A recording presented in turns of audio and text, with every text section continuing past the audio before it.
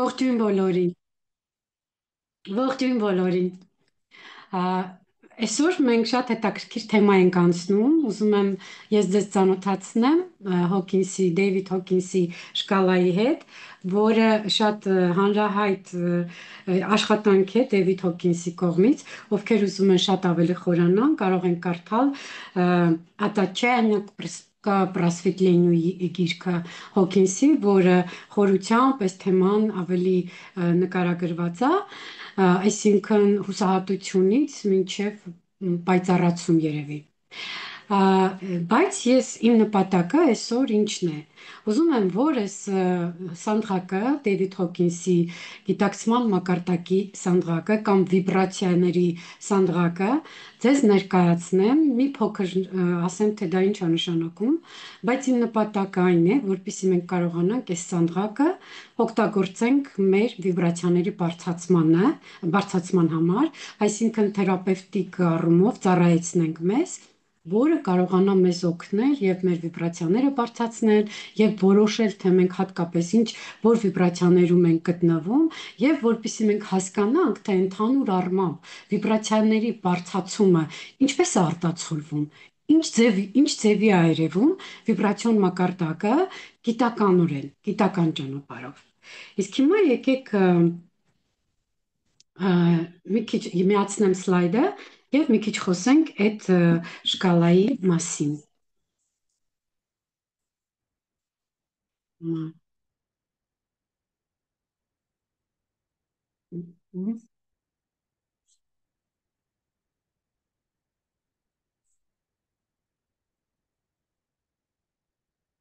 մгм.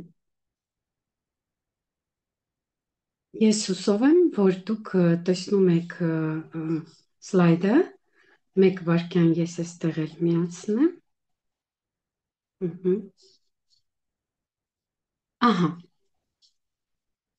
ինչ է նշանակում Դեյվիդ Հոքինսի վիբրացիաների սանդղակը։ Նախ եկեք նկարագրենք, խոսենք Դեյվիդ Հոքինսի մասին, թե ով է ինքը, մի քիչ իրեն ներկայացնենք, ապա խոսենք շկալայի մասին եւ հետո ուշադրությամբ տեսնենք այդ սանդղակում բոլոր էմոցիոնալ աճը, ըստ վիբրացիաների աճը, միջին վիճակագրական մարդու մոտ, թե ինչպես է այն լինում, եւ այդ բոլոր ինիցիացիաները, որ մարդը ապրում է ամենաստորին վիբրացիաներից դեպի վերին վիբրացիան, եւ տեսնենք ինչ երանգ են այդ վիբրացիաները, ինչ են իրենցից ներկայացնում։ Վիբրացիաների աճի սանդղակը դա հենց Դեվիդ Հոքինսի գլուխգործոցն է, որը ինքը համարվում է գրող, հոգեբան, հոգեբուժ, հոգևոր գիտելիքների հետազոտող եւ հոգևոր արժեքների, էզոտերիկայի մասին շատ գրքեր է գրել եւ հասկացել է, որ մարդու էներգետիկայի աճն ու զարգացումը կապված են նրա միայն վիբրացիաների հետ առաջին հերթին։ Երբ մենք ունեցել ենք մեր կյանքում շատ դժվարություններ, ծանր ապրումներ, խնդիրներ, հոգեբանական ոչ կառուցողական վիճակներ, այդ բոլորը հենց վիբրացիաների աճի պակասն է կամ ցածր վիբրացիաների արդյունք է եղել։ Եվ այն գրքում նա շատ լավ ներկայացնում է այդ ամենի մասին, շատ հռչակավոր գիրք է, ես բոլորիդ կխնդրեմ, որ դուք կարդաք, որովհետև այնտեղ շատ էլի կարևոր թերապևտիկ մոմենտներ կան, որոնք ձեզ շատ կօգնեն ձեր վիբրացիաների բարձրացման գործում։ Այնտեղ նա նկարագրել է մարդկային գիտակցության մակարդակների հիերարխիան, կապված նրանց թրթիռների, հաճախականության, փոփոխությունների հետ։ Սա հենց այն աստվածային սկզբի դրսևորման մակարդակն է, եւ մենք գնում ենք հոգու ճանապարհով։ Մեր թրթիռները բարձրանում են եւ մենք գնում ենք դեպի մեր աստվածային սկիզբը, դեպի լույսը, դեպի նոր գիտակցություն, դեպի նոր տարածաչափություն, դեպի ներս, հա, ինչպես մենք անվանում ենք դեպի տուն, դեպի Քրիստոսագիտակցություն, որը հիմա ավելի հարմար ենք այդպես անվանում, եւ սա միջին վիճակագրական մարդու համար, եթե դա նորմալ է, հիմա ցածր վիբրացիաներում դա կարելի է գնահատել որպես մեդիտատիվ մակարդակ, մեդիտատիվ վիճակ։ Իսկ ցածրաթրթիռ վիճակը դա արդեն այն նյութական մակարդակն է, 3D մակարդակն է, սկսած ամենաստորին մակարդակից մինչև սանդղակի այն սահմանային մակարդակը, որտեղից վերև արդեն սկսում է մարդու չակրային համակարգի զարգացումը, վիբրացիաների զարգացումը եւ որ կարեւորն է հոգեվոր զարգացումը։ Հիմա եկեք միացնենք սանդղակը, սա ռուսականն է։ Ահա ամենապարզ տեսակը, սանդղակի ամենապարզ տեսակը, իհարկե կա էլի սանդղակի տարբեր տեսակներ, որոնք եթե հարկ լինի, մենք հետագայում մի քիչ ավելի խորությամբ կարող ենք ուսումնասիրել։ Սա ամենակոնկրետ պարզ տեսակի սանդղակն է, որը ուզում եմ ձեզ ներկայացնեմ եւ տեսնենք, թե ինչ է կատարվում այստեղ, ինչպես է այն դրսևորվում եւ այդ ինչ թվային արժեքներ են նկարագրում այս կամ այն էմոցիոնալ վիճակը, ինչպես տեսնում եք, գիտակցության մակարդակի բնորոշումն է էմոցիոնալ վիճակը եւ այնտեղ իրենց դիմացում միավորների քանակն է նշված, թե որը ինչքան բալով է գնահատված եւ նրա երրորդ սանդղակում դուք տեսնում եք մարդու երջանկության մակարդակը այս կամ այն մակարդակում, այս կամ այն էմոցիոնալ մակարդակում։ Գույները տարբեր են, որովհետև նրանցից յուրաքանչյուրը իրենց ըստ իրենց մակարդակի ներկայացնում են որոշակի խմբեր եւ եթե դուք այստեղ տեսնում եք աճի սանդղակի ներքևի մասում ամենացածր վիբրացիաներն են, ամենացածրաթրթիռ մարդիկ են, որոնք ըստ Դեյվիդ Հոքինսի սողունային գիտակցության կամ արհեստական մատրիցայի ամենալավ պատառներն են համարվում, որոնք հենց բնութագրվում են սանդղակի թվային համարժեքներով ըստ աճի կամ զարգացման։ Եթե մենք տեսնում ենք այստեղ ցածր վիբրացիաներ եւ նրանց բնորոշող իրենց էմոցիոնալ որակը, ապա սա չի նշանակում, որ մենք չենք ապրում այդ որակը։ Մենք բոլորս էլ այս սանդղակի ամբողջ պալիտրան մենք ապրում ենք, մեր կյանքի ընթացքում մենք սա ունենում ենք, բայց այստեղ ամբողջ խնդիրը այն է, թե մենք որպես դոմինանտ որ մակարդակում ենք, որն է մեզ համար ամենադոմինանտ էմոցիոնալ մակարդակը, որտեղ որ մենք գտնվում ենք մեր կյանքի մեծ մասը, ինչպես Հոքինսը անվանում է 80-85% մեր կյանքի եւ ինչպես ենք մենք կարողանում մեր կյանքի սիտուացիաների, սցենարների կամ թեկուզ մեր կյանքի համոզմունքների ազդեցության տակ մեր վատ վիճակները ինչպես է դրսևորվում, իսկ շկալայի որ էմոցիայով է դրսևորվում եւ ամենակարևորը այն է, թե մենք ինչ հաջողությամբ ենք կարողանում այս էմոցիոնալ ծանր վիճակը հաղթահարել եւ ընկնել մեր դոմինանտ վիճակի մեջ։ Այսինքն մարդը ունենում է մի վիճակ, որը իր համար դոմինանտ է, բայց այս բոլոր վիճակները ինքը կարող է ապրել։ Հետագայում ես կներկայացնեմ հենց այդ կոնկրետ վիճակները, թե ինչ մակարդակներ գոյություն ունեն եւ մենք կտեսնենք հետո մեր պրակտիկայի պահին մենք կտեսնենք թե մենք որ մակարդակում ենք կոնկրետ գտնվում։ Սա մի հետաքրքիր նումերոլոգիական աշխատանք է, թեթև նումերոլոգիական աշխատանք է, որը ստեղծել են շատ փորձագետներ, որով մենք որոշում ենք մեր տեղը։ Իսկ երկրորդ պրակտիկան արդեն նվիրված է նրան, թե մենք ինչպես կարող ենք այս սանդղակը օգտագործել, ինչպես կարող ենք սրա միջոցով բարձրացնել մեր վիբրացիաները հենց էմպիրիկ ճանապարհով։ Ինչպես օգտագործենք սա մեր բարօրության համար, որպեսզի կարողանանք ավելի գիտականորեն, ես կասեի, բարձրացնենք մեր վիբրացիաները։ Իհարկե մենք գիտենք, որ վիբրացիաների բարձրացումը հենց կապված է մեր մտքերի, մեր ներքին վիճակների, մեր ներքին մաքրության, շնորհակալության էմոցիաների եւ այլ շատ տարբեր միջոցների միջոցով, որը ես էլի կներկայացնեմ, թե հիմնական այն 7-8 պայմանները, որով մենք կարող ենք բարձրացնել մեր վիբրացիաները, բայց այստեղ մենք ավելի մի փոքր էմպիրիկ փորձ ենք կատարում, ավելի հետաքրքիր աշխատանք ենք կատարում։ Սանդղակը բաժանված է երկու մասի։ Մենք այստեղ տեսնում ենք 4 մասեր, բայց այս սանդղակը հիմնականում վերևի երկու մանուշակագույն եւ կանաչ եւ ներքևի նարնջագույն եւ կարմիրը, նրանք երկու խմբեր են։ Հիմնականում նրանք բաժանված են երկու մասի եւ 200-ից ներքև արդեն ցածր վիճակն է, ցածր վիբրացիոն վիճակն է, երբ այս 200-ը հիմնականում կարելի ասել շատ վտանգավոր վիճակ է, հեղեղուկ վիճակ է մարդու համար, եթե մարդը գտնվում է այդ վիճակում, որը մենք այստեղ տեսնում ենք, խիզախության վիճակն է, բայց այս խիզախության վիճակը շատ վտանգավոր եւ հեղեղուկ վիճակ է, ինչու որովհետեւ այստեղից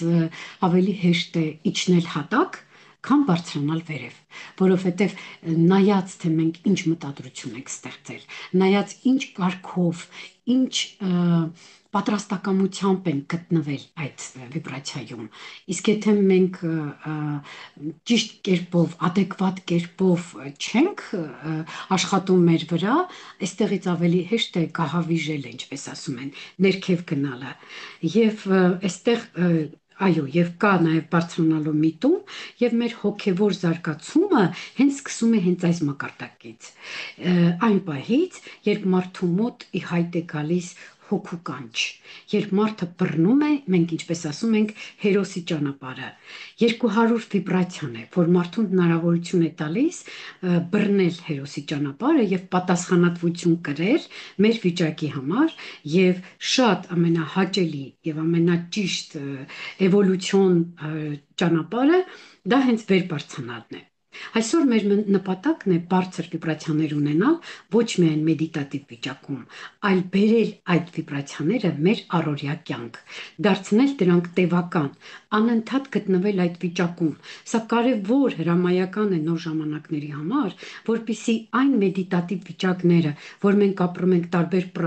պրակտիկաների ժամանակ, տարբեր մեդիտացիաների ժամանակ, այն լինի մեր հիմնական, սովորական, խրոնիկ վիճակը։ Եվ սա շատ բարդ գործ է, քանի որ ըստ վիճակագրության մարդկության շատ քիչ մասն է գտնվում 200 եւ բարձր միտում ունենալու ճանապարհին։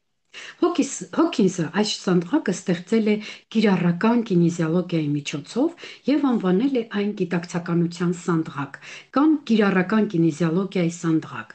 Այս գրքում նա ցանկացել է օգնել մարդուն հասկանալ գիտակցության մակարդակները, որոնցից յուրաքանչյուրին համապատասխանում է գերիշխող հույզը, դոմինանտ էմոցիան եւ կյանքի ընկալումը, ինչպես նաեւ հասանելի որոշակի քանակի էներգիա կամ երջանկության զգացում։ Այս բոլոր պարամետրերի մասին մենք կարող ենք խոսել եւ տեսնել մեկ այլ շկալայում, որտեղ այդ բոլորը արդեն ավելի ցայտուն կերպով գրվում է, բայց այսօր մենք մի քիչ փոքր պրիմիտիվ աշխատանքից ենք սկսում, որովհետեւ այսօր մեր նպատակն է պրակտիկա կատարել։ Սանդղակում երևում է ամեն մի վիբրացիային համապատասխանող հենց երջանկության տոկոսի չափանիշը եւ ինչքան բարձրանում է մարդու վիբրացիաները, նրանց արժեքը հենց շատ արժեքը բարձրանում է։ Սանդղակի հենց այդ արժեքները, հույզերը ու նրանց նկարագրությունները հենց խոսում են, թե որ վիբրացիայի հուզական,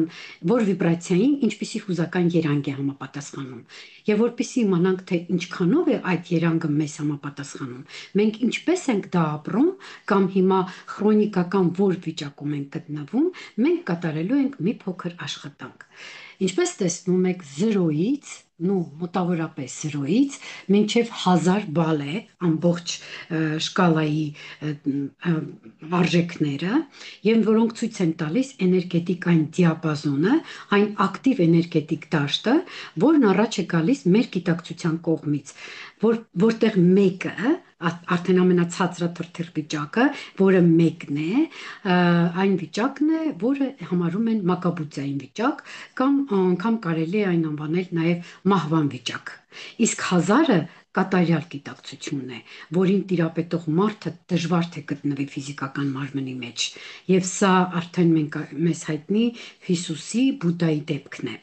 Իսկ մարդկության գիտակցությունը հիմնականում սկսում է աճել հենց 200-ից բարձրի դեպքում, հատկապես այսօր, այս վիբրացիոն նոր ժամանակներում 200 վիբրացիան շատ համարվում է ցածր վիբրացիա, եթե չունի բարձրանալու միտում, այստեղ մենակ մի լավ բան կա, այդ լավ բանը պատասխանատվությունն է։ Եթե դա չկա, ուրեմն նա չի համարվի լավ վիճակ եւ նա հեղուկ վիճակ է, ինչպես ասեցի, եւ ընկնում է դեպի հատակ։ Իհարկե ես ուզում եմ խոսել շատ ավելի խորությամբ, հիմա կխոսեմ ամբարտավանության մասին, որը մենք անվանում ենք գարդինիա, եւ այս վիճակը էլի համարվում է շատ քրոնիկ վիճակ։ Մարդկության ամենատարածված վիճակն է, որտեղից ահավոր դժվար է հասնել 200-ի։ Սա մի շատ հերոսական քայլ է, որպեսզի մարդը հասնի 200-ի, հենց այս ամբարտավանության, այսինքն 175-ից 200 անցումը դեպի վեր, որը մարդու համար մի մեծ նվաճում է, հզոր նվաճում է։ Եվ եթե դուք տեսնեք երջանկության մակարդակի տարբերությունը, ընդամենը 25 բալային սիստեմի տարբերությամբ 22-ից 55 երջանկության մակարդակ տարբերություն է տալիս։ Սա իրոք շատ դժվար անցումային պահ է եւ ուղղակի խոնարհվել կարելի է մարդու առաջ, ով էս վիբրացիայից կբարձրանա 200 եւ կշարունակի անցնել։ Հոքինսը նշել է նաև, որ անգամ եթե մենք գտնվենք 20 ամենաներքին ամոթի վիճակում, որտեղից դեպի մահը մեկ քայլ է, այնտեղից ավելի հեշտ է բարձրանալ մինչև ամբարտավանություն, քան ամբարտավանությունից դեպի խիզախություն։ Այնպես որ այստեղ կան շատ կրիտիկական, ես կասեի կրիզիս վիճակներ, որտեղից շատ դժվար է առաջ գնալը եւ փորձերը հետազոտությունները ցույց են տվել, որ այս վիբրացիոն շկալայի միջոցով շատ մեղմ ձևով գիտականորեն, էմպիրիկ ձևով կարելի է մարդուն համոզել եւ բավական է, որ նա տեսնի հենց այս սանդղակը իր աչքի առաջ եւ տեսնի ինչպես է ամբողջ էմոցիոնալ սպեկտրը մարդու մոտ ներկայանում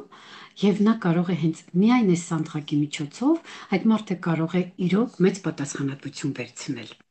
Այստեղ ամեն մակարդակ ենթադրում է զարգացման տարբերակ հաջորդին հասնելու համար։ Ամեն մի մակարդակի համար գոյություն ունի հիերարխիկ գիտելիք կամ հիերարխիկ մոտեցում, որտեղից մեկ քայլ անելու համար կա որոշակի ձևակերպում, որը ես ձեզ վերջում կներկայացնեմ։ 200-ից ցածրը նորմալ մարդու վիճակ չէ, հատկապես նոր ժամանակներում, երբ զոհի վիճակը արդեն վերացել է։ Երկրի վիբրացիաների բարձրացմանը զուգընթաց բոլոր այս վիբրացիաներն էլ հենց կարելի ասել, որ մարդու կողմից վերացել են եւ այլևս չեն գործում։ Իհարկե մարդը կարող է ակտուալ կյանքում հենց օբյեկտիվ իրականության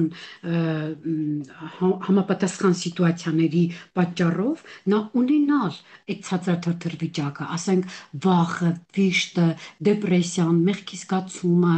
ամոթը նույնիսկ, սրանք ճիշտ է նորմալ մարդկային վիճակներ են, որոնցից ցածրաթրթիռ մարդը կարողանում է ապրել, ավարտել, ընդունել, տեղ տալ եւ նորից շարունակել իր քրոնիկ վիբրացիայում մնալ։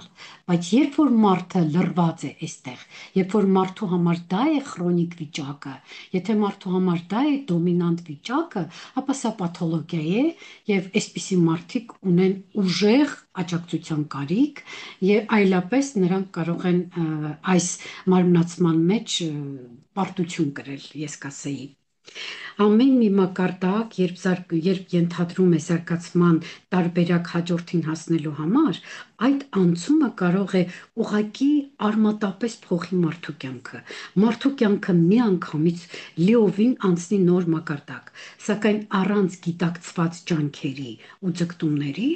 մարդը կդոփի տեղում եւ կլռվի ցածր մակարդակի վրա։ Այս սանդղակում մենք կարող ենք գտնել նաև հենց մեր մակարդակը, մեր հուզական դաշտի մակարդակը, դրան համապատասխան վիբրացիայի թիվը, որը կարող է ցույց տալ բարձրագույն գերագույն աստիճանը։ Միջին վիճակագրական մարդու հոգևոր զարգացումը, ինչպես արդեն ասացինք, սկսվում է 200-ից, որը բազային մաքրության վիճակ է, իսկ դրանից ներքևը արդեն անկում է համարում։ Իսկ հիմա եկեք մեկ առ մեկ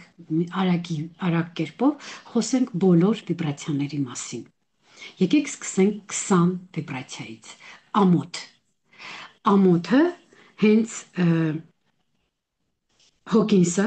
այն համարել է, որ այստեղից մի քայլ է դեպի մահը։ Այլ կերպ ասած, եթե մարդը որոշի հետ գնալ, մնա այստեղ ու չբարձրանա, նա ուղղակի կկանգնի մահվան շեմին, եւ սա ինքնասպանության մակարդակ է, թևաթափ վիճակ է, լիակատար ատելության վիճակ է սեփական անձի հանդեպ։ Սա, ինչպես ասում են, ինքնաոչնչացման, ինքնաայրման ամենածանր վիճակն է։ Մարդը իրեն ոչ մի տեղ չի տեսնում, ժխտում է իր իսկ գոյությունը, չի ուզում լինել այս երկրի վրա։ Այս փուլը կազմում է 8 մակարդակ, եւ եթե մարդը առաջ է գնում այս մակարդակներով, բարձրանում է, ուրեմն նրա մոտ կա միտում դեպի գնալ առաջ, վերև։ Եվ ուրեմն այս դեպքում միայն նրա գոյությունը կասկածի տակ չի դրվի, քանի որ այս փուլը ներառում է 8 մակարդակ, մարդը կարող է գնալ հասնել մինչև, ասենք, հպարտություն, մինչև կամ վախի մակարդակ, բայց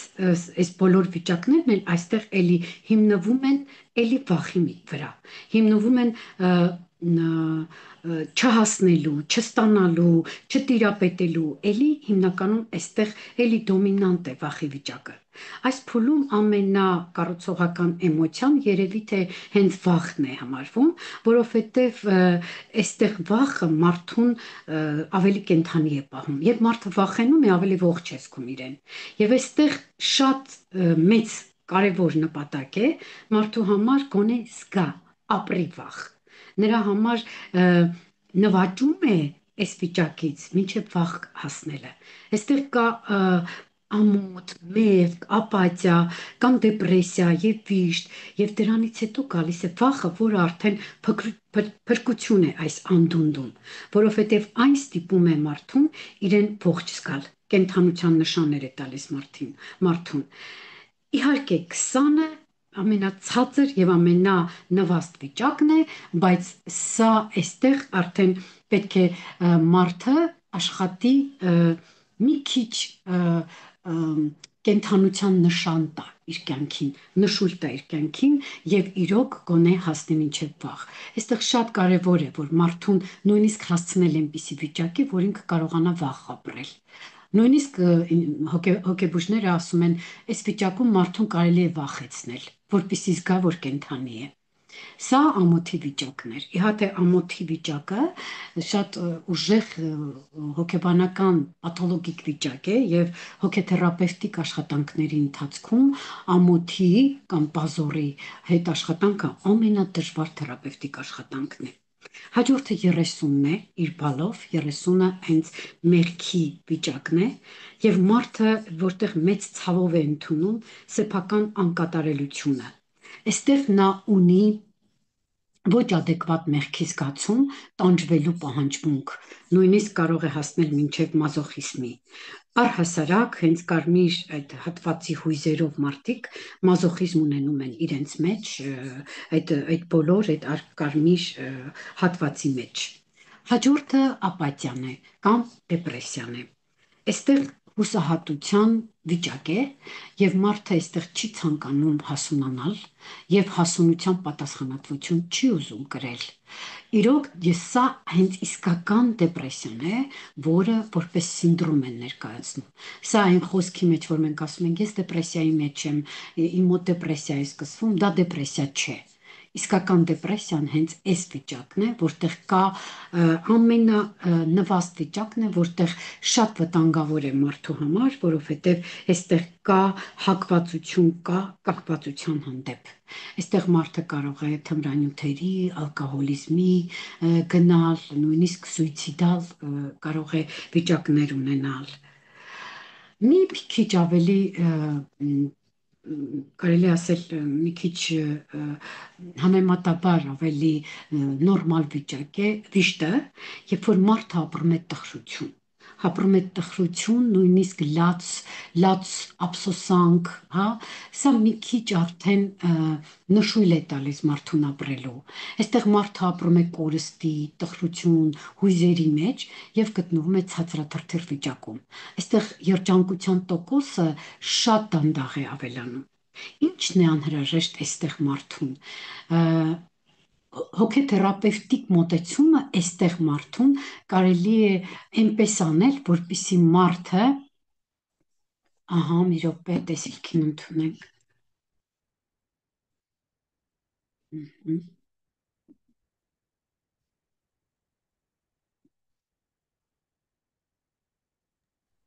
Հայասային էլ։ ահա, շատ լավ։ Հա, դուք ինձ ասեք էլ երեխա ջան, ես չեմ տեսնում, որ գալիս են։ Շատ լավ։ Ուրեմն ինչն է անհրաժեշտ, հա, այս վշտի վիճակում։ Շատ լավ կլինի, երբ որ մարդը հենց այս մակարդակում է, պրովոկացնել նրա վիշտը։ Այո, ասել դու վիշտ ես ապրում, պետք է ապրես վիշտը իր հենց վշտի ապրման հատուկ վիճակներում, որpիսի մինչև դեպրեսիայից կողմից, մինչև հարմարվում, ընդունում գնալ։ Այստեղ կարելի է իրոք մարդու համար ստեղծել վշտի ապրման սցենար, որpիսի մարդը կարողանա նշան տա, որpիսի ավելի վերև գնա։ Իհարկե, այստեղ էլի նորից, ինչպես ասեցի, կա նշաններ, որ մարդը կարող է թեկուզ լացել, ափսոսալ, հա, սա էլի հենց նշան է, որպեսի մարդը գնա դեպի վերև։ Եվ ինչպես նշեցի, վախի վիճակը, սա անհանգստության եւ տագնապի վիճակ է, եւ սա իրոք արդեն այնպիսի վիճակ է, որտեղ մարդը իրեն մոտ ավելի կենթանության նշույլներ է տեսնում։ Սա մարդուն դրդում է գործողություն։ Նրա էներգիան ծախսում է էներգիա, բայց ամեն ինչի վրա նա կարող է ծախսել իր էներգիան։ Այստեղ մարդը վախ է զգում, նշանակում է, եթե նա վախ է զգում, նշանակում է կա կյանքի նշաններ։ Մարդը ունի էներգիա, ու քանի վախը դրդում է մարդուն գործողության, էներգիան ծախսվում է։ Այս դեպքում լավ կլինի, որpիսի նա իր էներգիան ծախսի ավելի կառուցողական կերպով։ Այսինքն մարդու մոտ ինչ որ քանակության ինչ որ միտում առաջացնի կամ ինչ որ ցանկություն առաջացնի, ինչ որ մի բան անելու։ Իսկ եթե չի առաջանում նման ցանկություն, մարդը լռվում է, հենց իր ամբողջ այդ էներգիան ծախսում է անընդհատ իր տագնապների վրա եւ ամեն ինչից սկսում է խուսափել եւ ամեն ինչ նրան վախեցնում է։ Նրա մոտ այստեղ անախորժություններ են առաջանում, աղքատություն, վտանգ կորցնելու, էլի կորստի վտանգ կամ կորստի հանդեպ վախ է զգում, իսկ եթե նա միտված է գնալ առաջ, ապա նրա մոտ ցանկություն է առաջանում ինչ որ մի բան անելու եւ եթե մարդը այս վախի ծուղակից կարողանա դուրս գա, նրա մոտ ինչ որ մի բան կառաջանա։ Այսինքն, այստեղ երբ որ մենք հասկանանք, որ այս վիճակը մարդու կողմից հաղթահարվում է, արդեն նա սկսում է էներգիան կառուցողական կերպով ծախսել, սա նշանակում է, որ մարդը ինչ որ մի բան է ուզում։ Ինչ ես ուզում, հա, ինչ որ մի բան է ուզում։ Հենց որ ինչ որ մի բան է ուզում, այստեղ արդեն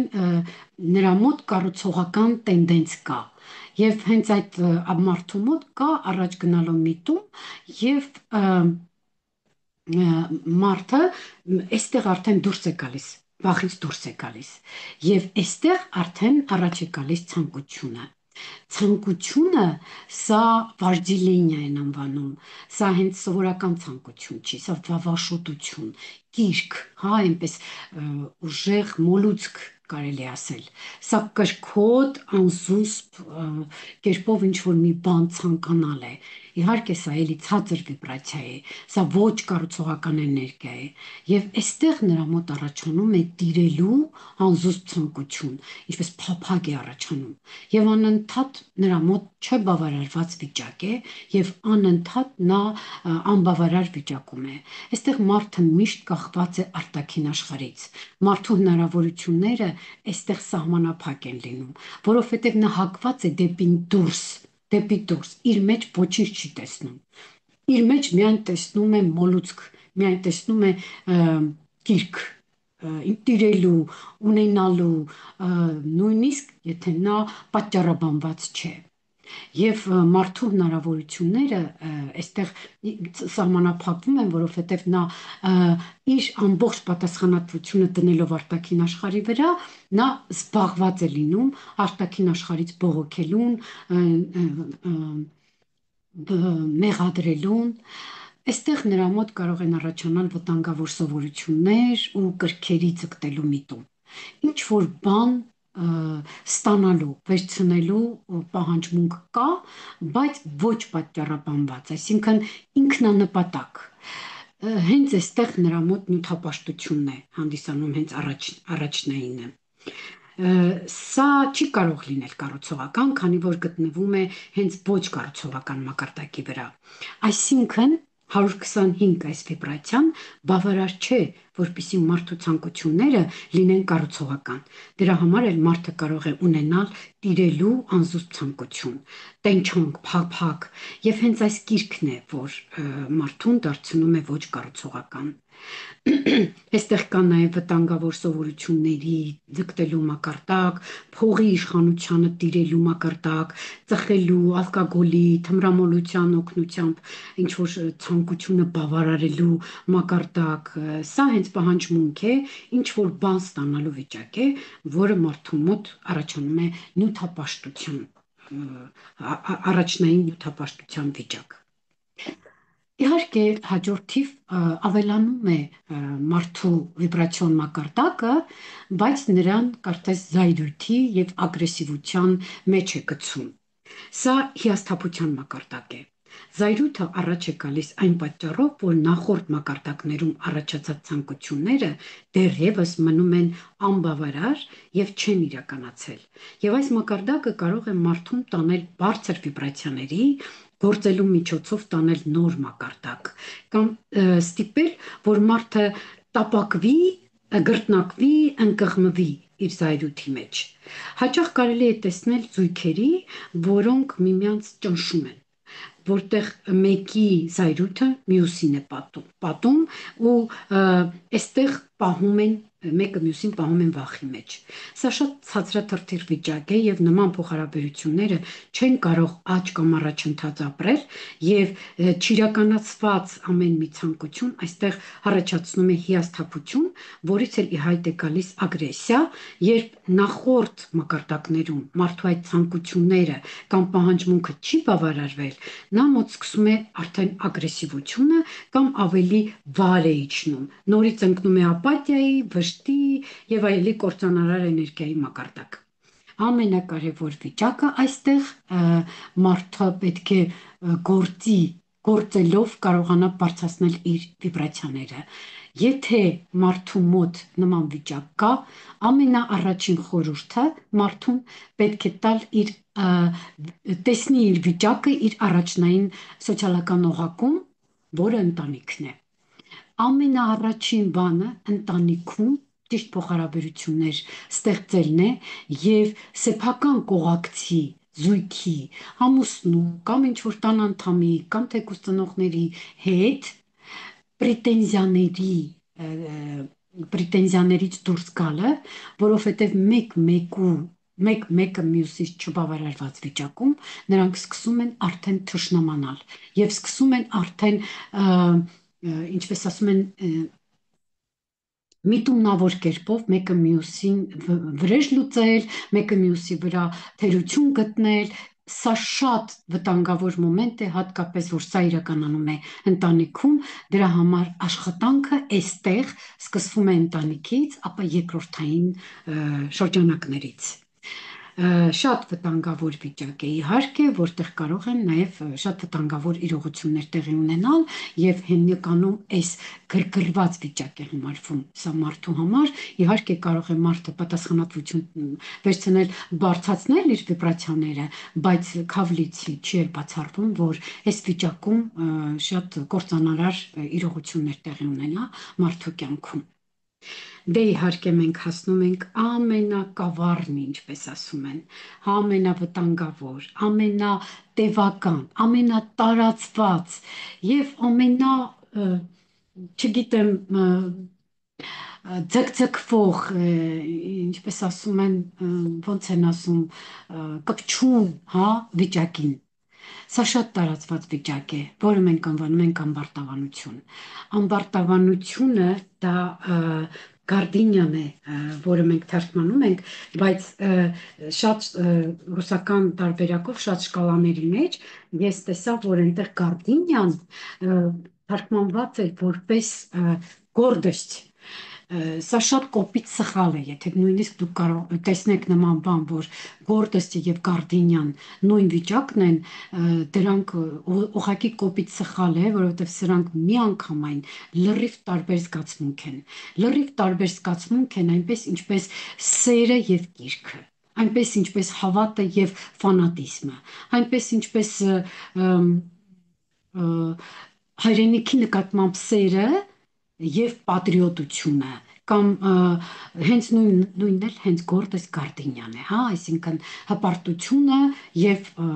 ամբարտավանությունը, ինչպես կարող ենք մենք սրանք նույնացնել։ Մի քիչ ուզում եմ ես այս տերմինի մասին մի քիչ ավելի ոչ թե գիտական, այլ հոգեբանական նշանակության մասին ձեզ տեղեկություն տալ, որպեսզի շատ լավ պատկերացնեք այս տարածված վիճակը մարդկության մեջ։ Ինչ է նշանակում հենց այս ամբարտավանությունը։ Ամբարտավանությունը, կամ ինչպես ասում են գարդինյան, սա հենց մաքուր էգոիզմն է, որտեղից ուղղակի հիմնականում սկսվում է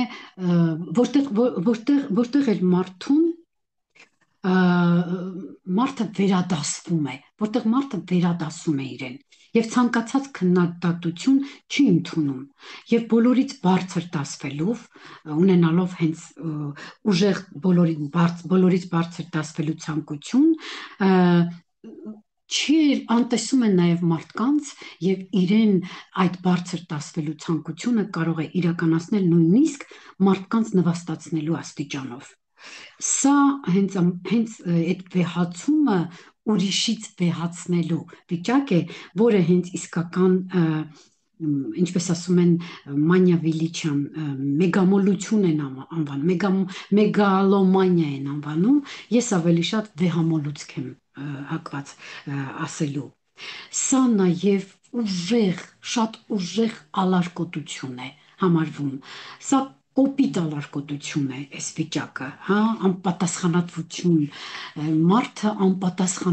պատասխանատվությունից հրաժարվելու համար ամեն ինչ պատրաստ է ունել, ամեն ինչ բոլորից վեր դասվել, բոլորին քննադատել, բոլորին չընդունել, այդպես մոլագար կերպով իրեն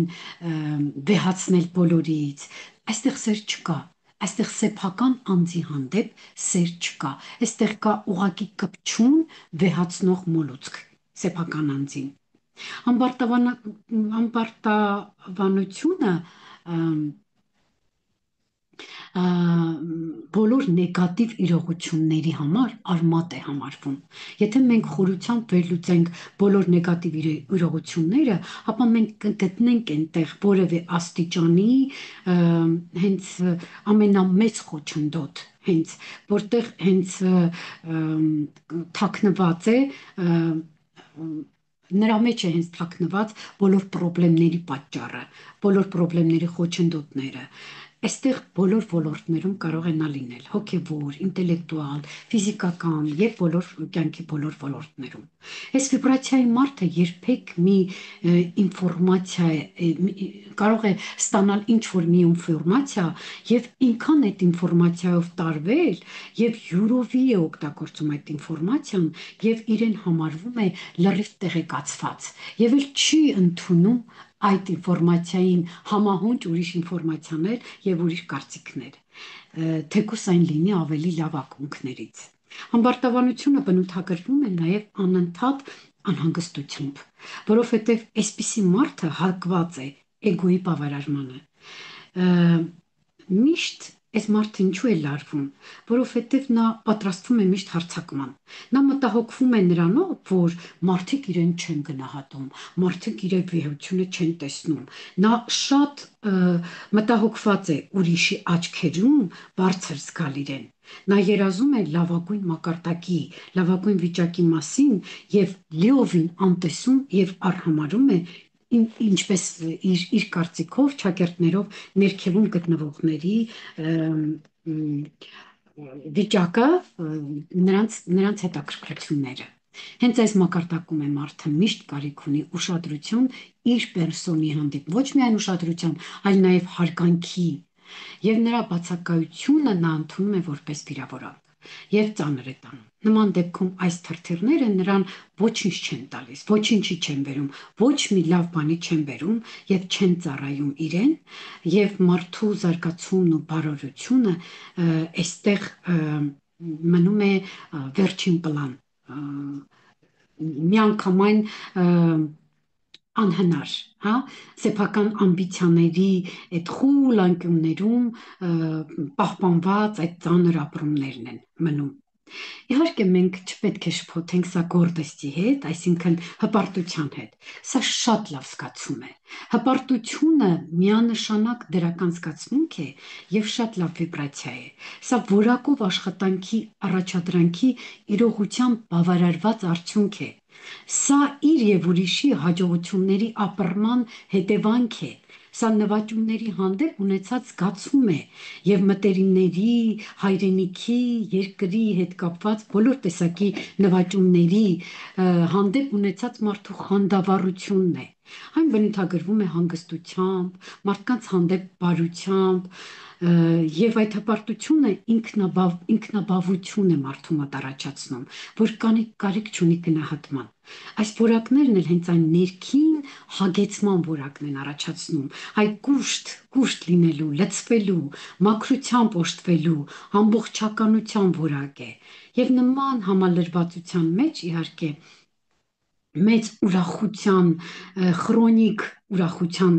արդյունքում, ապրելու արդյունքում մարդը ավելի է ոգևորվում եւ միշտ ցանկանում է ավելի լավ բան անել, ավելի շատ բան անել եւ բոլորի համար բարի գործ անել։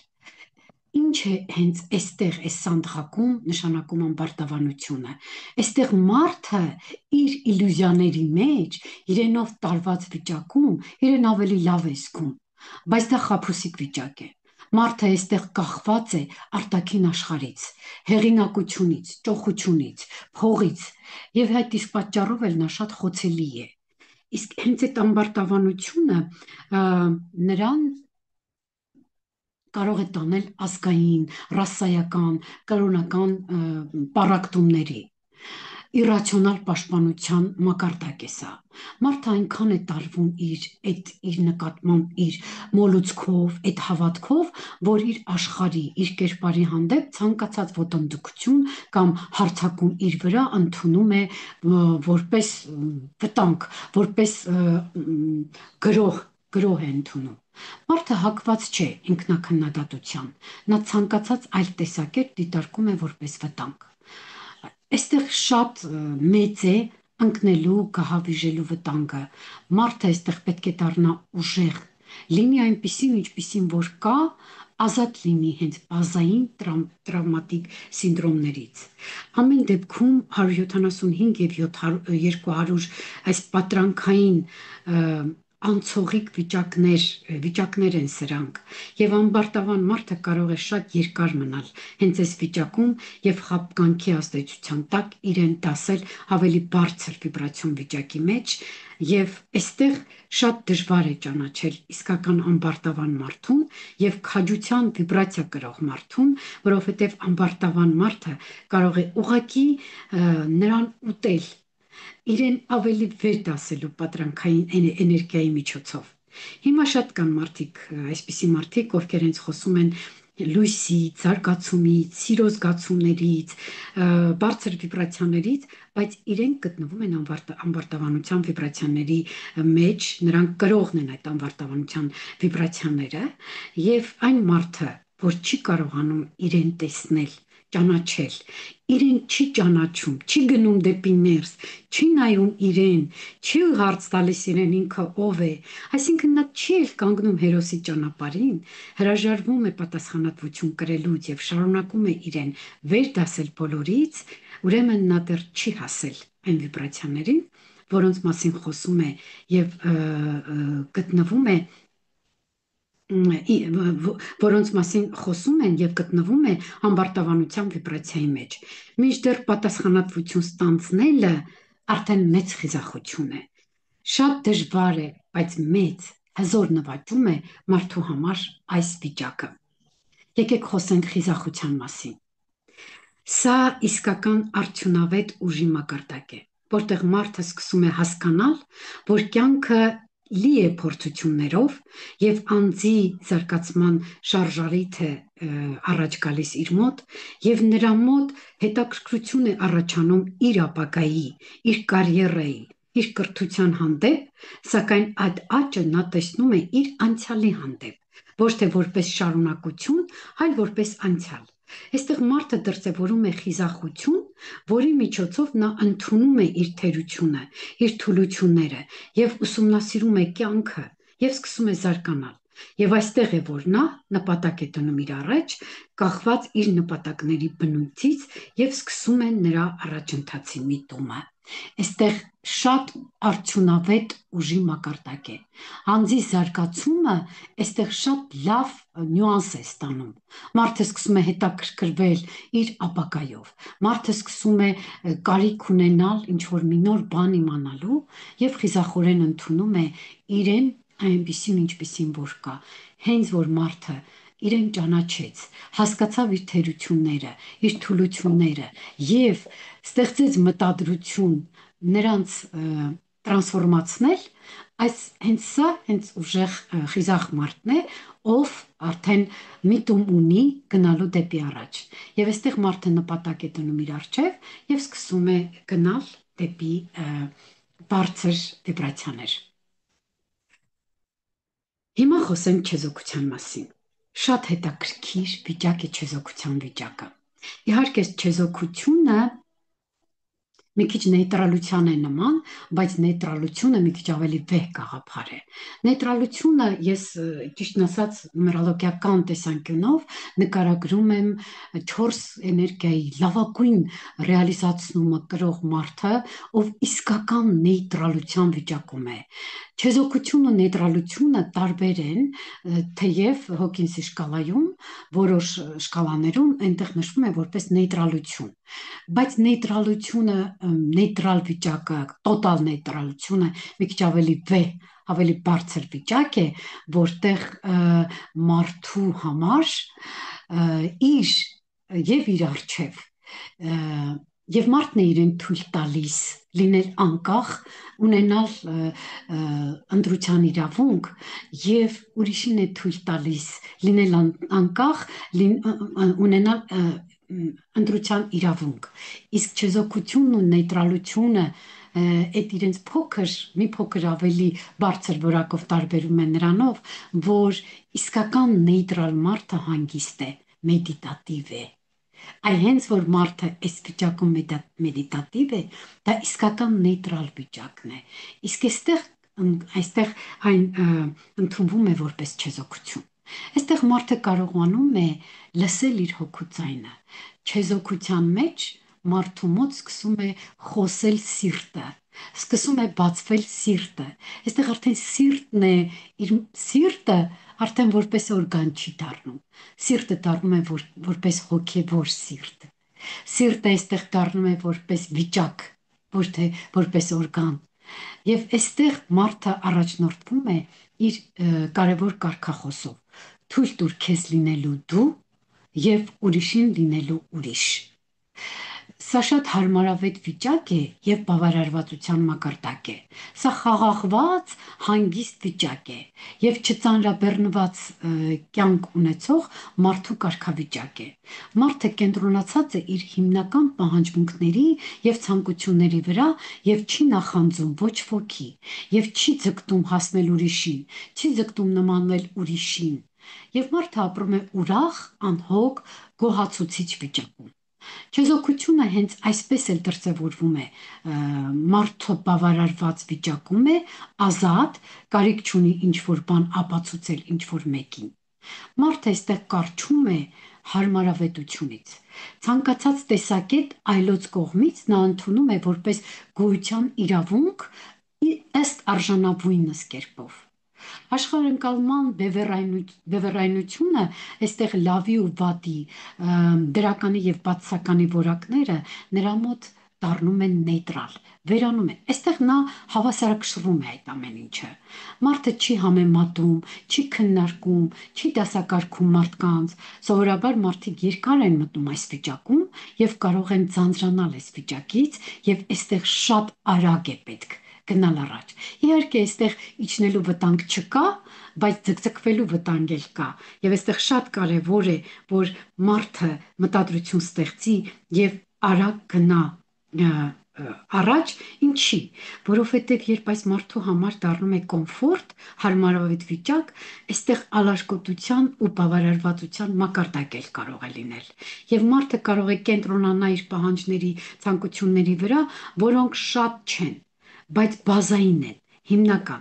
Շատերը այստեղ կարող են լռվել։ Շատերը ինքնաբավ կերպով չեն լարվում, չեն նախանձում, հա, եւ կարող են այստեղ երկար մնալ։ Հենց այստեղ շատ վտանգավոր մոմենտը հենց այն է, երբ որ մարդիկ բավարարվում են այստեղ։ Չեն ուզում ոսկե միջինից դուրս գալ, չեն ուզում կոմֆորտի զոնայից դուրս գալ։ Եվ նրանք այն չեզոքությունը հենց այսպես էլ դրսևորվում է։ Նրանք շատ հարմարվում են եւ դառնում են անկախ։ Շատ դեպքում այստեղ մի քիչ նեյտրալությունը կարծես ոչ թե նեյտրալություն է, ոչ թե մեր իմացած իսկական այն նեյտրալությունն է, այն մեդիտատիվ վիճակը, այն վիճակը, որը մարդուն օգնելու, ծառայելու վիճակ է։ Այստեղ չկա այս վիճակը։ Այստեղ ինքը կարծես մի քիչ դառնում է ավելի եսակենտրոն, մնում է իր տարածքում, նայում է իր տարածքը։ Իհարկե շատ լավ իդեա է, երբ որ դու քո տարածքի մասին ես մտածում, քո տարածքն ես մաքրում, սա հոյակապ իդեա է։ Երբ որ դու չես խառնվում, թե ինչ է կատարվում ուրիշ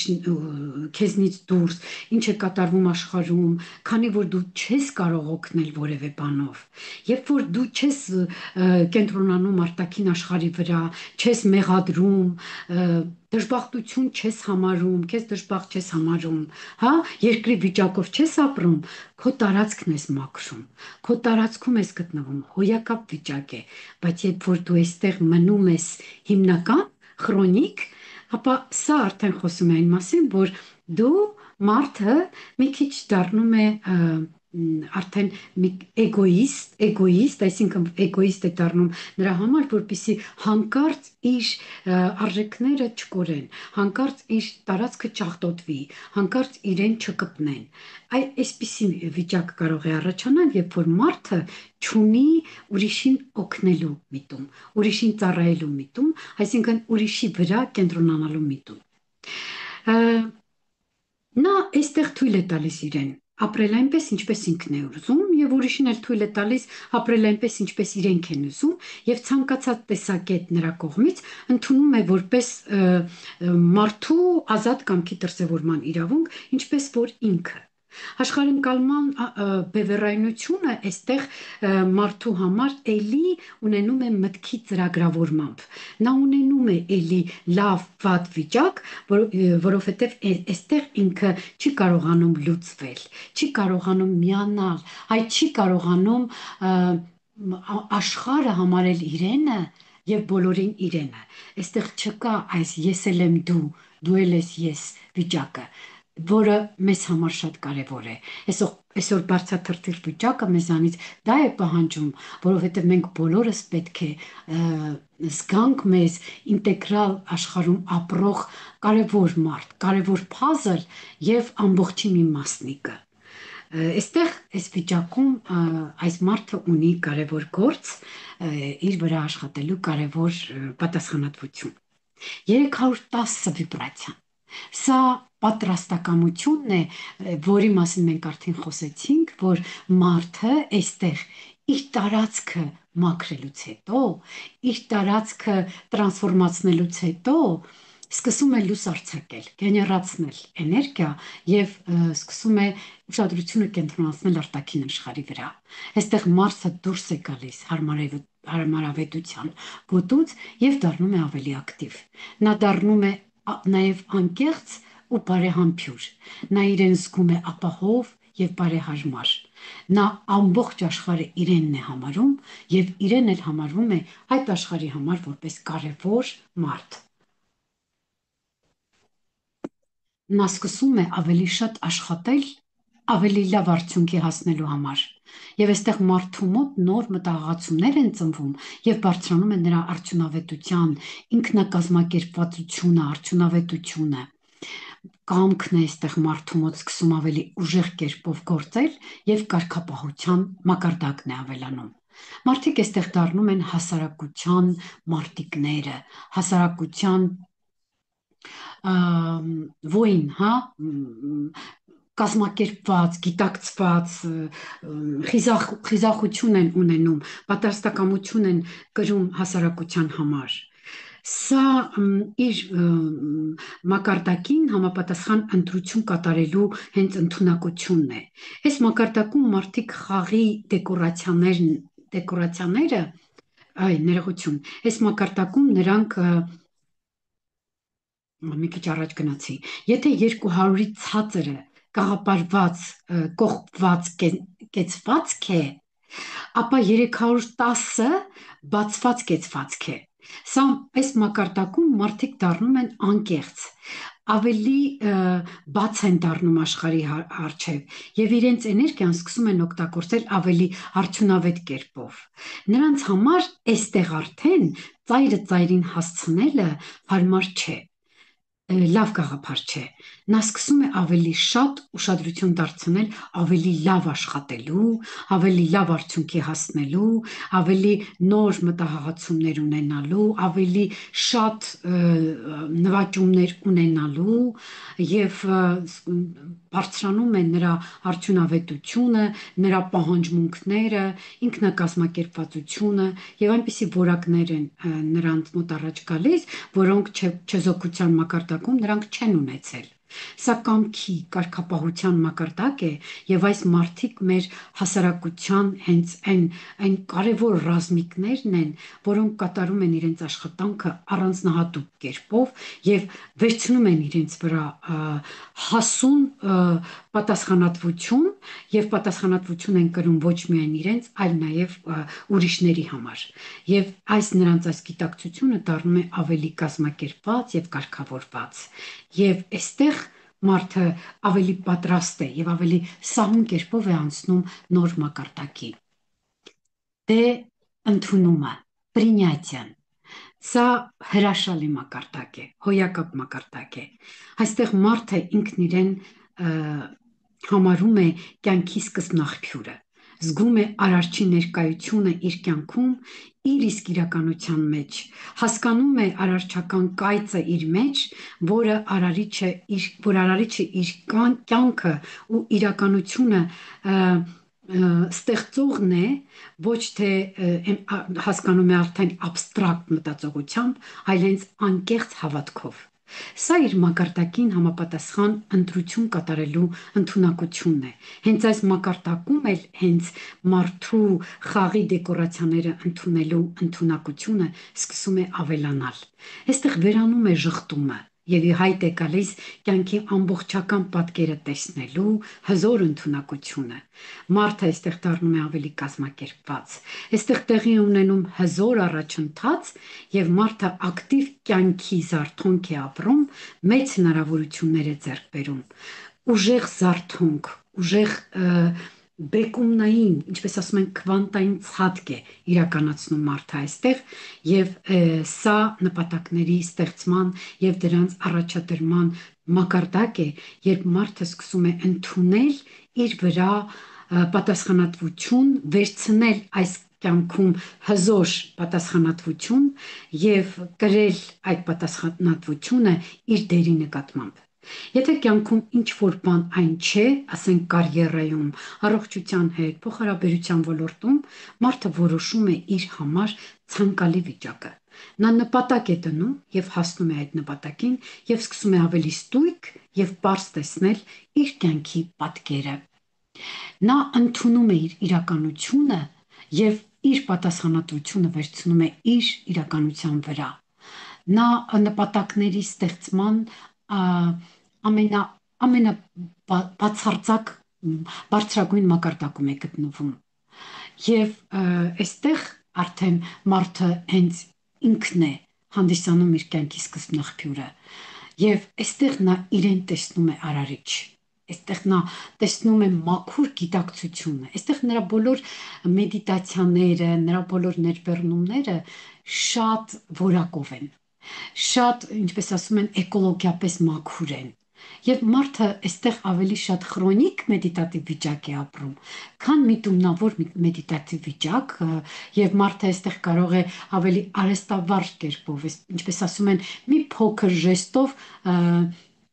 մանիֆեստացիաներ իրականացնել, որովհետև նրա մոտ արդեն սա, ինչպես ասում են, ռուսերեն ասում են, по умолчанию, հա, կարծես ինքնաբերաբար է ստացվում։ Ինտելեկտ կամ այստեղ գրված է տրամաբանություն, իմ կարծիքով մի քիչ ավելի բանականությունն է երևի ավելի հարմար, որովհետև սա ինտելեկտուալ վիճակն է։ Սա ընկալման հզոր բարձրագույն ինտուիտիվ ընկալման վիճակ է, որտեղ մեծագույն հայտնագործություններ են կատարվում։ Այստեղ մարդը իր համար տարբեր կոնցեպցիաներ, տարբեր հայեցակետեր է ստեղծում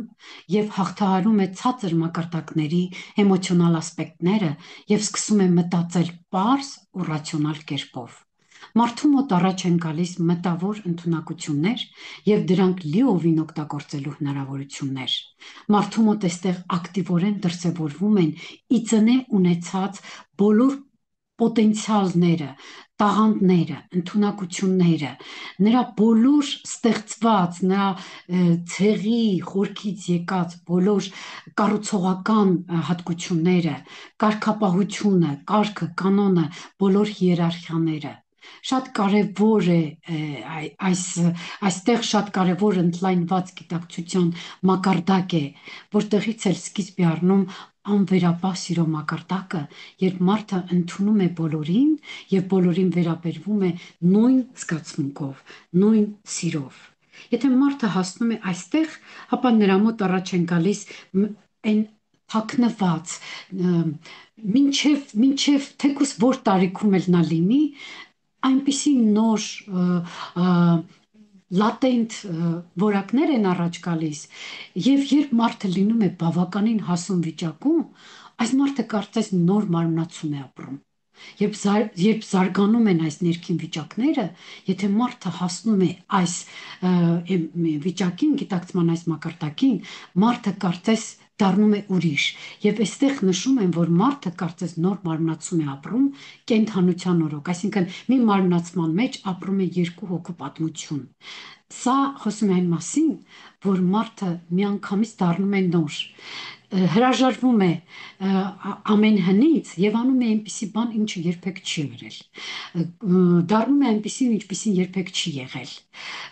Ընտրում է այնպիսի կերպ, կենսակերպ, որը երբեք իր կյանքում չի եղել։ Թեկուզ նա լինի 50 եւ 60 տարեկան, հասկանում եք, այստեղ արդեն այս մակարդակում, եթե մարդը հասնում է այստեղ, նա ուշացնում է իր ծերությունը։ Եվ կարելի ասել, որ ծերությանը հրաժեշտ է տալիս, որովհետև նա այստեղ նոր կյանք է ապրում, նոր ծաղկի պես նոր բացվում է, որովհետև լիովին ուրիշ կյանք է, լիովին ուրիշ վիճակ է, ուրիշ մեդիտատիվ վիճակ է ապրում մարդը, որը երբեք չի ունեցել իր կյանքում։ Սա նման չէ ծերացող մարդուն, սա նման է նոր ապրող, նոր եկած, նոր զարթնած, նոր կարծես նոր աշխարհ եկած, նոր աշխարհից, այլ աշխարհից նոր աշխարհ եկած մարդու վիճակ, ով սկսում է նորովի ապրել եւ լրիվ ուրիշ կերպով, ուրիշ հարթության վրա։ Հոյակապ վիճակ է այս լինի այն ցանկացած տարիքում։ Եվ այսպես մենք անցնում ենք մեր ամենաուրախ, ամենագեղեցիկ, ամենափափագված սեր 500 վիճակում, որը այստեղ բնութագրում է ոչ թե զգացմունք, այլ որպես կեցություն, որպես կենսակերպ։ Սա անվերապահ սիրո վիճակն է, անկողմնակալ սիրո վիճակն է։ Ըստ Հոքինսի սա մարդկության 0.4%-ն է, որ ապրում է այս վիճակը, հասնում է այս մակարդակին եւ անկողմնակալ, անվերապահ, բացարձակ սիրո էներգիան է սա, որը նման է իսկական անզուգական մայրական սիրո վիճակ, ամենքի եւ ամենեցուն ուղված։ Ամբողջական զգացում գոյություն ունեցող ամեն ինչի հետ։ Մարդը տեսնում է այստեղ իր առաքելությունը։ Մարդը իրոք տեսնում է, թե ահա թե ինքը ով է, ահա թե ինքը ինչ է։ Մարդու դրդապատճառները այստեղ լիովին մաքուր են եւ զերծ են բոլոր տեսակի կրքերից եւ էգոյից։ Մարդկությանը ցմահ ծառայելու մակարդակ է սա, որտեղ մարդը սկսում է ղեկավարվել ավելի մեծ ուժերի կողմից։ Սա ազատագրման զգացում է եւ վստահության, ընդունման էներգիա է։ Ինտուիցիան այստեղ ուղակի դառնում է սովորական կարգավիճակ, ուժեղ ինտուիցիան։ Եվ շատ մասնագետներ այս զգացումը համեմատել են մայրական սիրո հետ իրոք, որովհետև սա անվերապահ սիրո ընդլայնված վիճակ է, որը մարդը զգում է բոլորի հանդեպ։ Սա գերազանց վիճակ է։ Ես կարող եմ ասել, որ սա պետք է գտնել այս վիճակում պետք է գտնել ճիշտ լուծում։ Այստեղ շատ կարևոր է նաև այն հզոր ընդունակությունը, որը խոսում է այն մասին, որ եթե մարդը կարողանում է ապրել այս վիճակը, նա կարողանում է տարածության մեջ այս վիճակը փոխանցել։ Անվերապահ սիրո վիճակը իրոք մարդու համար հեշտ է փոխանցել։ Ինչի, որովհետև երբ նա զգում է այս վիճակը, նա այնպիսի բարձր վիբրացիոն վիճակում է գտնվում, որտեղ նա կարողանում է կապ ստեղծել հոգի կապ ստեղծել, ոչ թե անձ կամ էգո փոխհարաբերություն, այլ հոգի կապ ստեղծել։ Ըստ այս կարողության մարդը կարող է բուժարար էներգիա ուղարկել ցանկացած մարդուն հատուկ փոքր պրակտիկայի միջոցով։ Սա կոչվում է 500+։ 500+-ը հենց այն է, երբ որ մենք կարող ենք բոլորս մեր խմբում, ես կցույց տամ եւ կտեսնենք, թե ինչ հորիակապ վիճակ է եւ մենք կարողանում ենք դա զգալ։ Մենք կարող ենք ուղղակի մեկս մեկիս ուղարկել 500+ էներգիա, եթե մենք դա զգում ենք, որովհետև ունենք հոգի կապ։ Ինչու ենք ասում հոգի կապ։ Սա էգոից դուրս կապ է։ Սա հոգի կապ է, որովհետև մեր հոգին համաձայնության է գալիս այդ մարդու հոգու հետ։ Եվ նա համաձայնում է, որ մենք ուղարկենք այդ սիրո էներգիան, այստեղ էգոն կապ չունի, որովհետև կարող է էգոն պատրաստ չլինել եւ այդ կապը տեղի չունենա։ Իսկ երբ մարդը ունենում է այս վիճակը, նա կարողանում է կապ ստեղծել հոգու հետ եւ հոգուն ուղարկել 500 պլյուս էներգիա, որը միանգամից տարածվի տվյալ մարդու ավատարի մեջ։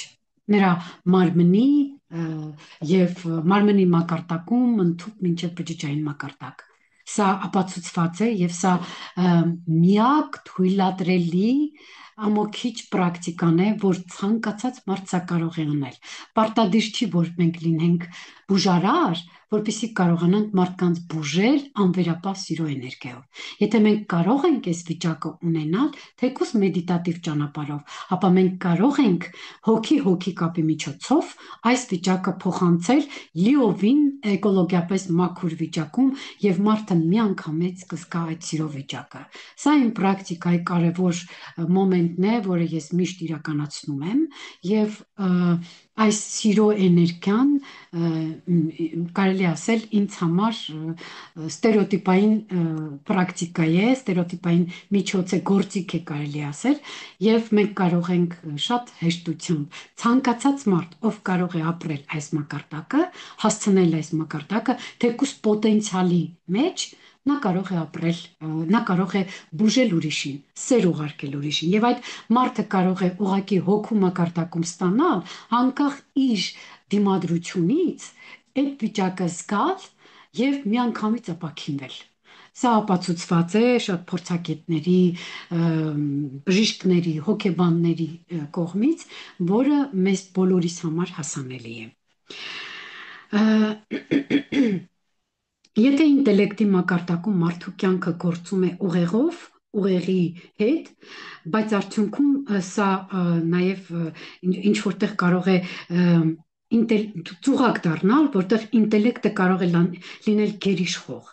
Այստեղ մարդը տեսնում է, որ իրեն ավելի լայն կոնտեքստ է պետք, քան միայն իր մասին մտածելը։ Եվ այստեղ ուղեղն ու բոլոր տաղանդները սկսում են գործել սրտի համար, գործել սրտի միջոցով։ Եվ սա իսկական առաքելության զարթոնքի մակարդակն է։ Եվ հենց այստեղ է, որ մարդը տեսնում է իր առաքելությունը, մարդու բոլոր դրդապատճառները դառնում են մաքուր եւ զերծ են մնում բոլոր կրքերից, էգոյից եւ դրանց կողմից վնասված չեն։ Եվ այս մարդիկ, ովքեր ապրում են այս վիճակը, սրանք սիրով օծված, սիրով յուղված մարդիկ են,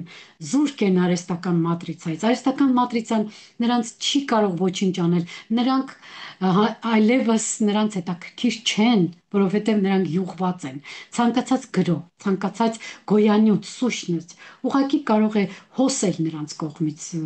սայթաքել նրանց վրայից։ Նրանց վրա ոչինչ չի ազդի, ոչ մի աճք, ոչ մի ինչ-որ ծրագիր, ոչինչ չի ազդի նրանց վրա,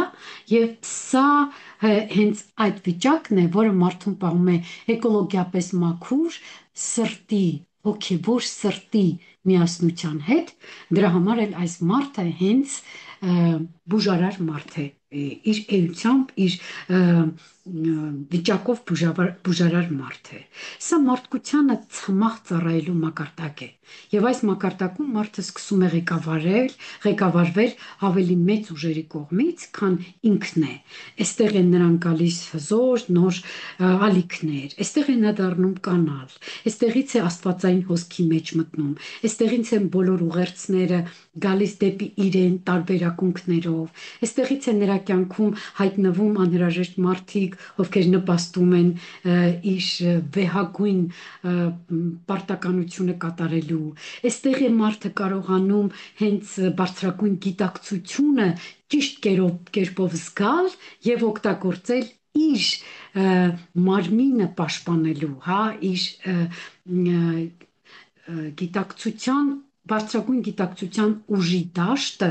օգտագործելու նպատակով, որով ինքը հենց իսկական դառնում է բարձրագույն գիտակցություն, ինչպես մենք անվանում ենք քրիստոսագիտակցություն, որը հենց դառնում է հզոր պաշտպան, այդ ուժի դաշտով նա պաշտպանում է նաև իր մարմինը եւ չի պահում 3 դեյում, նա իր մարմինը պահում է 5 դեյում, որով էլ ինքը արդեն լինում է մշտապես լինում է նրա մեջ։ Սա ազատագրման զգացում է, սա վստահության ընդունման էներգիա է։ Ինտուիցիան էլ հենց այստեղ դառնում է հրատապ, հզոր, ըստ Հոքինսի, այստեղ նա հասնում է մինչև 250-ից մեկը մինչև, հա, 250 մարդուց մեկը միայն։ Շատ մասնագետներ այս մակարդակի էմոցիան համեմատել են մարդկային մայրական սիրո հետ, որովհետև այս սիրո զգացումը հենց 500 թրթիռն է։ Սա մայրական սեր չէ, սա 500 թրթիռ զգացում է։ Այսինքն, երբ մարդը մայրանում է, նրա վիբրացիան հենց բարձրանում է դեպի 500-ի, երբ տեսնում է իրենից ստեղծված պտուղը իր գրկում։ Սա ուղղակի հզոր վիճակ է։ Այստեղ մարդը դառնում է արքայավայել վիճակ եւ ունենում է շողացող մարմին, դառնում է շողացող մարմին։ Սա ուղղակի նաև 10 վիճակն է, 10 պլյուս վիճակն է, ստակարան մերալոգիայի, որին անվանում են իրոք փայլող մարմին։ Ահա այսպիսին է մեր սիրո մակարդակը։ Դե իհարկե կա ավելի վեհ մակարդակ, ավելի հզոր մակարդակ, սա ուրախության վիճակն է եւ սա սրբերի, հոգեվոր ամոքիչների, իսկական բժշկողների վիճակ է, ովքեր բնութագրվում են բարօրությամբ, հանգստությամբ եւ ըստ Հոքինսի այս մակարդակում մարդը աշխարհը տեսնում է աչք ծակող գեղեցկությամբ։ Աշխարհը տեսնում է նա ուղղակի հիացած վիճակում, սիրահարված վիճակում։ Նա զգում է աշխարհի կատարելությունը եւ սա հենց պայծառացած մարդու մակարդակն է։ Հաջորդը դա ներդաշնակության, խաղաղության վիճակն է, որը բնութագրվում է 600 վիճակով։ Սա հենց այն պայծառացած վիճակն է եւ ներդաշնակ վիճակն է, օբյեկտի եւ սուբյեկտի միջև սահմանի մաքրում, վերացում, միացում արարչի սկզբնաղբյուրի հետ։ Վերամիասնություն է սա, մարդու զարգացման գագաթնակետը, գիտակցության բարձրագույն գագաթնակետը։ Այս վիճակից հետո հնարավոր է, որ մարդը ունենա իր վերջին մարմնացումը, այսինքն այստեղ ուժի մակարդակը, կենսական ընդունակությունների էներգիաները կախված են հենց մարդու էմոցիոնալ մակարդակից։ Մարդու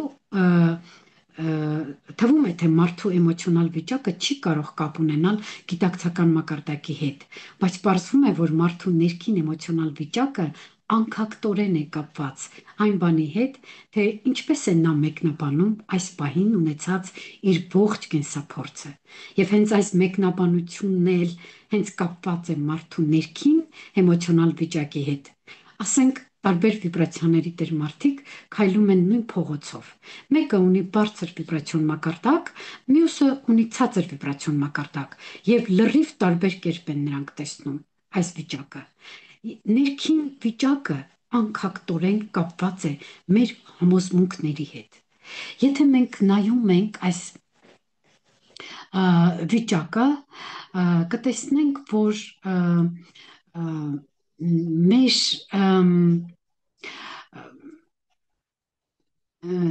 իրականությունը, որոնք մենք տեսնում ենք, մենք կառավարում են մեզ կյանքի տարբեր ոլորտներում։ Եվ եթե մենք խորը մտային կառույցների հետ գործ ենք ունենում ենք մեր համոզմունքների հետ գործ, այստեղ մենք որոշում ենք մեր իրականությունը, որոնցով էլ հենց կառուցվում է մեր կյանքը։ Եվ այստեղ շատ կարևոր է, որ մենք մեծ աշխատանք տանենք հենց այդ մեր ներքին մաքրության վրա,